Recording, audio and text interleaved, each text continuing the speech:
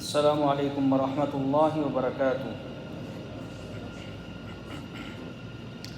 آج کے خطبے کا عنوان کینہ کے معاشرے پر برے اثرات۔ الحمدللہ والصلاۃ والسلام علی رسول اللہ، اما بعد۔ تمام تعریفیں اللہ کے لیے ہیں، اسی نے مخلوقات میں سے جسے چاہا چنندہ بنا لیا اور انہیں کینہ، حقد، گناہوں اور خباثتوں سے پاک باز بنایا اور اپنے فضل کے ذریعے ان میں اہل دانش کو سیدھے راستے پر گامزن کیا۔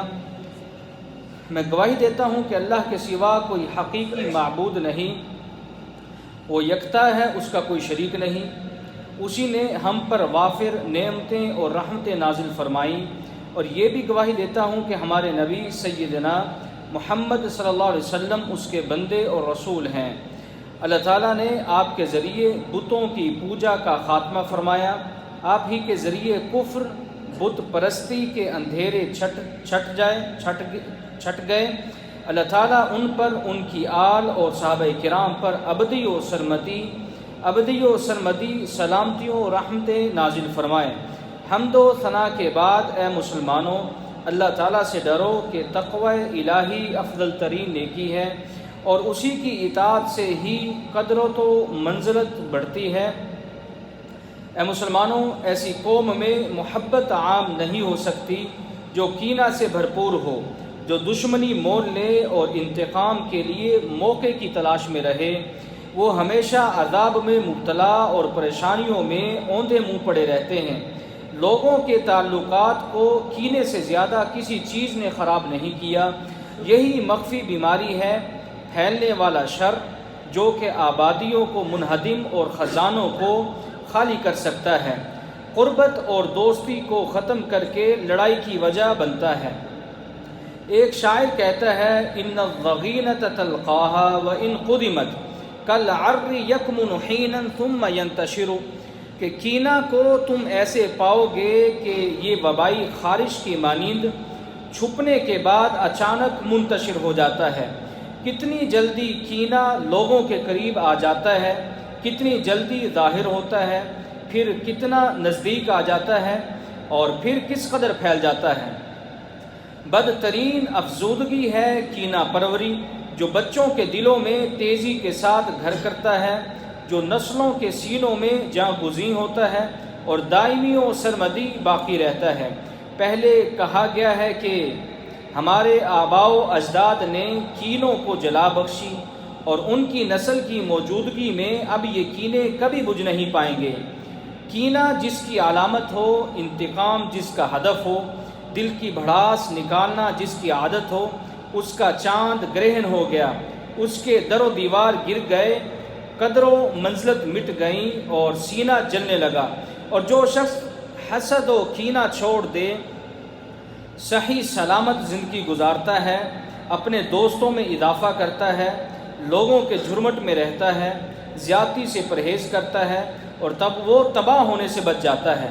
اور جس وقت درد دل، دشمنی اور لڑائی جھگڑے کا قلب پر تسلط ہو جائے تو ضمیر مردہ ہو جاتا ہے، جس کی وجہ سے دل میلا، صحت فنا، دائمی پریشانیاں اور دوا رائگاں ہو جاتی ہے۔ اور کچھ لوگ ایسے ہوتے ہیں کہ اختلاف رائے کی بنا پر تعلق توڑ دیتے ہیں، لڑائی میں گالم گلوچ اور تہمت بازی سے کام لیتے ہیں، اور انتقام لینے کا سوچتے ہیں، جس کے لیے ایذا رسانی اور دشمنی قائم کرتے ہیں۔ مفید ترین وصیت اور جامع حکمت سید الحکماء محمد رسول اللہ صلی اللہ علیہ وسلم کا یہ فرمان گرامی ہے۔ آپ نے فرمایا، جو شخص بھی یہ چاہتا ہے کہ جنت میں داخل ہو جائے اور جہنم سے بچ جائے، تو وہ اللہ اور آخرت کے دن پر ایمان رکھے، اور اسے چاہیے کہ موت ایسی حالت میں آئے کہ وہ لوگوں سے ایسے پیش آتا ہو جیسے وہ اپنے لیے پسند کرتا ہے۔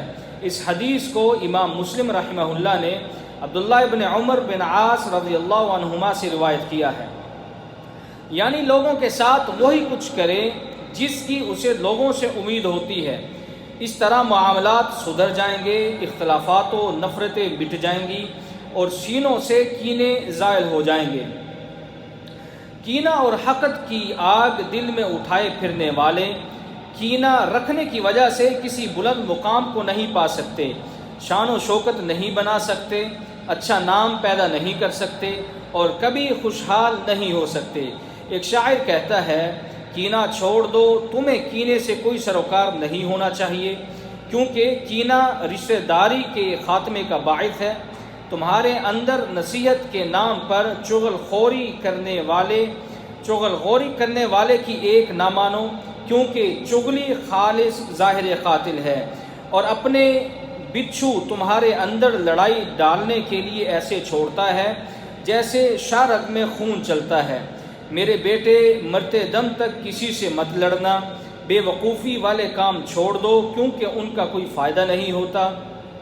کسی عزیز کے لیے کینہ مت رکھنا، بے شک کینہ قرابت داری کو ختم کر دیتا ہے۔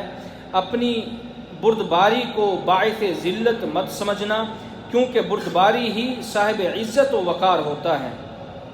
اس لیے دشمنی چھوڑ دو، عفو و درگزر کو پلے باندھ لو، جہالت کا حلم اور وقار کے ساتھ مقابلہ کرو، اور تمہیں گرانے یا لڑ کھڑانے کی کوشش کرنے والے کو مزید برانگیختہ نہ کرو اور نہ ہی اسے بھڑکاؤ۔ اللہ تعالیٰ قرآن مجید کے اندر ارشاد فرماتے ہیں، نیکی اور بدی برابر نہیں ہو سکتی، برائی کا خاتمہ بھلائی سے کرو تو تمہارا دشمن بھی ایسا ہو جائے گا جیسے دلی دوست ہے۔ برے شخص کے ساتھ احسان قرابت کا باعث ہے، اس کے ساتھ نرمی تمہاری طرف مائل کر دے گی اور شائستگی اسے اپنی آغوش میں لے لے گی۔ ایک شاعر کہتا ہے، بے وقوفی کا خاتمہ بردباری سے بڑھ کر کوئی نہیں کر سکتا، اسی کے ذریعے بردبار شخص جہالت کو بدلتا ہے۔ اپنے بھائی سے غلطی ہونے پر قطع تعلقی مت کرو، کیونکہ اچھے لوگ غلطی معاف کر دیا کرتے ہیں۔ نرم گفتگو کرو، لڑائی مت کرو، نیکی کرو، جھگڑا مت کرو، قرابت پیدا کرو، دشمنی سے بچو، تعلقات بڑھاؤ، عداوت سے پرہیز کرو۔ یہ بھی کہا گیا ہے کہ اعلیٰ ترین ادب غصہ پی جانے کو کہتے ہیں، اور اچھے لوگوں کی صفات میں بردباری، عفو و درگزر، احسان اور انعام و اکرام کرنا شامل ہے۔ غصہ پینا، زیادتی کرنے والے کو معاف کرنا، جاہل سے درگزر کرنا اور تکلیف برداشت کرنا صرف بڑے معزز، دانا، عقل مند، مہذب، صاحب علم اور دانشور لوگوں کا کام ہے۔ محبت و الفت غضبناک و آتشی مزاج کے ساتھ زیادہ دیر نہیں رہتی، اسی طرح غصہ و تصادم کی فضا میں احترام باقی نہیں رہتا۔ ایسے ہی مقابلہ بازی اور انتقامی ماحول میں سلامتی نہیں ہو سکتی۔ انتقام کا متمنی اپنا وقت ضائع کرتا ہے، اپنے بھائیوں سے ہاتھ دھو بیٹھتا ہے اور اس کے ساتھی اسے تنہا چھوڑ دیتے ہیں، اور جو شخص ہر وقت تیوری چڑھائے رکھے، خالی ہاتھ ہونے کے باوجود دشمنی رکھے، معاف نہ کرے، وہ ہلاک و برباد ہو گیا اور برائی میں اوندھے منہ گر گیا۔ لڑائی، بد کلامی، کسی کو عمدن تکلیف پہنچانا اور غضبناک کرنا مذموم عمل ہے جو سینے کی بیماریوں کا باعث بنتے ہیں۔ ان سے غصہ پروان چڑھتا ہے اور کینہ پیدا ہوتا ہے اور پیار و محبت کا ناطہ ٹوٹ جاتا ہے۔ کینہ چھوڑ دو اور اس سے بچو۔ اللہ تعالیٰ قرآن مجید کے اندر ارشاد فرماتے ہیں، اور میرے بندوں سے فرما دیں وہ اچھی بات کیا کریں، بے شک شیطان ان کے درمیان جھگڑا ڈالتا ہے۔ بلا شبہ شیطان ہمیشہ سے انسان کا کھلا دشمن ہے۔ اے مسلمانوں، کچھ لوگ منصب و مرتبہ پانے کے بعد، بڑا اور اونچا ہو جانے کے بعد، چدراہٹ اور وڈیرا بننے کے بعد اپنے ساتھیوں سے چپکلش رکھنے لگ جاتے ہیں، اپنے ہی بھائیوں کے بارے میں کینہ رکھتا ہے، وہ کسی کی تعریف اور خوبی سننا بھی گوارا نہیں کرتا، اس کی دلی تمنا ہوتی ہے کہ ان کے عیوب اور نقائص لوگوں میں پھیلائے جائیں، اور اگر کوئی عیب نہ ملے تو الزام تراشی اور تہمت زنی کرتا ہے۔ اللہ کی قسم، یہ بہت ہی بری عادت ہے، لوگوں نے اسے معمولی سمجھ لیا ہے۔ جس کی وجہ سے وہ بھی گھٹیا لوگوں سے جا ملے، پست لوگوں کی مماثلت کی اور نہایت ہی پتلی حالت کے ساتھ گمراہی و کمینگی کے جال میں جا پھنسے۔ ایک شاعر کہتا ہے، جاہ و جلال کی محبت دنیا برباد کر دیتی ہے، اور محبت کرنے والوں کے مابین محبت کو بھی جنگ کا باعث بنا دیتی ہے۔ اس کی وجہ سے گردنیں کٹتی ہیں اور رشتہ داریاں ٹوٹتی ہیں، آخر نہ مروت باقی رہتی ہے اور نہ ہی دین۔ اس لیے حسد اور حقد سے دور رہو، گھٹیا صفات سے الگ ہو جاؤ، مخلوق میں سے کسی کو بھی تکلیف مت دو اور اپنی زبان یا ہاتھ سے کسی کو تکلیف مت دو۔ یا اللہ ہماری صحیح سمت کی جانب رہنمائی فرما اور ہمیں بھلائی عطا فرما۔ یا اللہ دنیا و آخرت کا تو ہی مالک ہے اور تیری جانب لوٹ کر جانا ہے۔ وآخر دعوانا ان الحمد للہ رب العالمین۔